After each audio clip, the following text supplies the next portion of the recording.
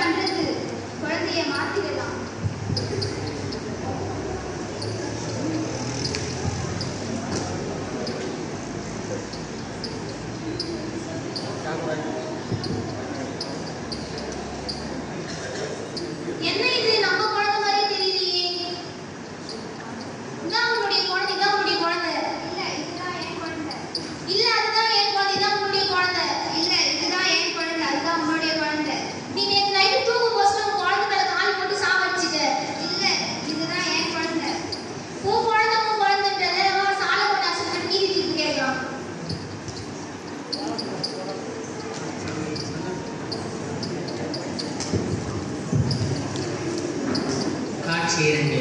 இடம்பெறுவோர் Solomon அரசர், காவலர்கள், இருந்தாய்.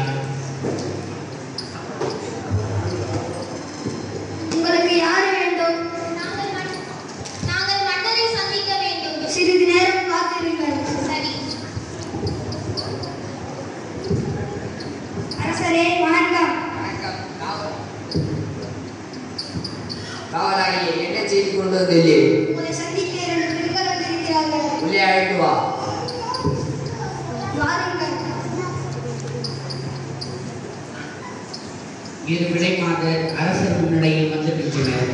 அவர்கள் ஒருத்தி, அறிவும் ஞானமும் போற்றுதற்குரிய அரசரே, என்னுடைய பிரச்சனைக்கு நீங்க தான் தீர்வு சொல்லணும். என்ன பிரச்சனை கூறு.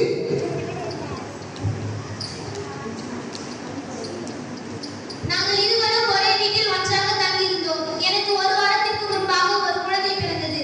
இவளுக்கும் 3 நாளுக்கு முன்பாக ஒரு குழந்தை பிறந்தது. நேற்றிரவு நாங்கள் இருவரும் உறங்கிக் கொண்டிருக்கும் போது குழந்தையின் மேல் கால் போட்டு குழந்தையை சாகடித்து விட்டார். இல்லை அரசே. இல்லை அரசரே, உயிரோடு இருப்பது என் குழந்தை. இல்லை அரசே, உயிரோடு இருப்பது என் குழந்தை. இறந்தது அவள் குழந்தை. இல்லை அரசரே, உயிரோடு இருப்பதுதான் என் குழந்தை. செத்து போனது இவளுடைய குழந்தை. இவ்வாறு இருவரும் அரசர் முன் வாதாடினார்கள். அப்பொழுது அரசர், என்னது இது? உயிரோடு இருக்கிறவன் என் குழந்தை, இறந்தவன் இவன் குழந்தை என்று கூறுகிறார். பின்னர் அரசர், காவலாளியே, ஒரு வாளை எடுத்துக் கொண்டு வா. உத்தரவு மன்னா.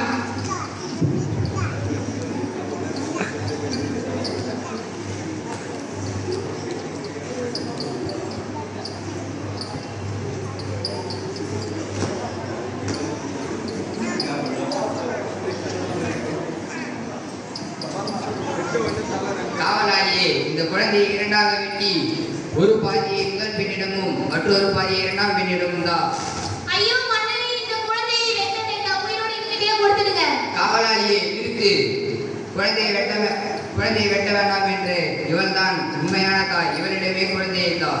இவள் குழந்தையை வெட்டி என்று ஒரு பாதியை எனக்கும் மற்றொரு பாதியும் அவளுக்கும் தா என்றவள். இவள் வஞ்சகம் பிடிச்சவள். இவளை சிறையில் அடை என்று முடிவு கூறினார். அரசர் அளித்த தீர்ப்பை பற்றி இஸ்ரேல் மக்கள் எல்லாரும் கேள்விப்பட்டனர். நீதி தீர்ப்பு வழங்குவதற்கென கடவுளுடைய ஞானம் அவரிடம் உள்ளது என்று கண்டு அவருக்கு இன்றி நடந்தனர். நன்றி.